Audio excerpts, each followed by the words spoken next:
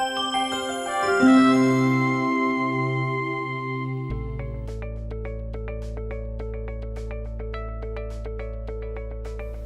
I'm Leslie Yardley and I'll be your auctioneer on auction day at Harcourts Grenadier.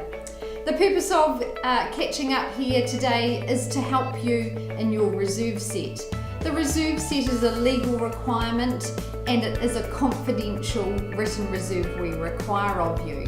The purpose of setting a reserve is that I can vendor bid for you, and you might say, well, what is vendor bidding? Vendor bidding is used in a couple of ways. One, at the very beginning of our auction, I'll call for an opening bid. Sometimes buyers are a bit shy, a bit reluctant, and so I'll call an opening bid for them on your behalf. And I'll say, opening at $500,000 vendor bid from me to get us underway. And what I'm saying is you'd need to be well north of there, and I welcome them in from that point.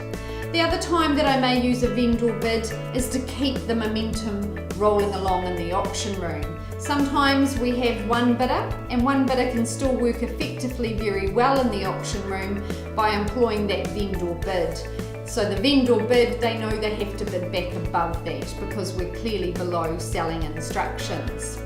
On auction day here, a couple of different scenarios will play out, but at the beginning of the auction, I'll go through the auction contract, I'll remind people of your beautiful property, we'll say a few words, and then open it up to bidding. If we have multiple parties bidding, that's always the very best, and I'll keep them going for as long and strong as I can. My reserve is not the limit at which I'll call it on the market. I'll only use my judgment to call it on when I believe that buyers are slowing down. The increments are getting shorter and it's taking longer to get the bids. I'll use my judgment in that way, and if we're over reserve, I'll call it on at the appropriate moment. If we're under reserve, but again I feel like the bidding has slowed and we're close to your reserve, I might ask your sales consultant for instructions. And what I'm really saying to you as the owner is, I think that it's time you call it on the market. That would be my advice. And of course it's up to you. You're in control of this process, but my judgment tells me the buyers have run out of money, down to the smaller increments, and by calling it on to the market, it means that we'll get one last wee push rather than stopping and losing momentum. You're in control, it's completely up to you. If you're not sure, we'll take a pause with the highest bidder. If we're below reserve quite some way, and there's either been one or a couple of bidders, but there's still a way to go, I'm going to pause with the highest bidder. And the reason I do this is there's no point in taking lots of vendor bids. I'll pause with the highest bidder, say, sir or madam, not a level I can sell, let's have a conversation. And I'll take them out of the auction room and I'll say, not at a level my owners are willing to sell, I need your very best money.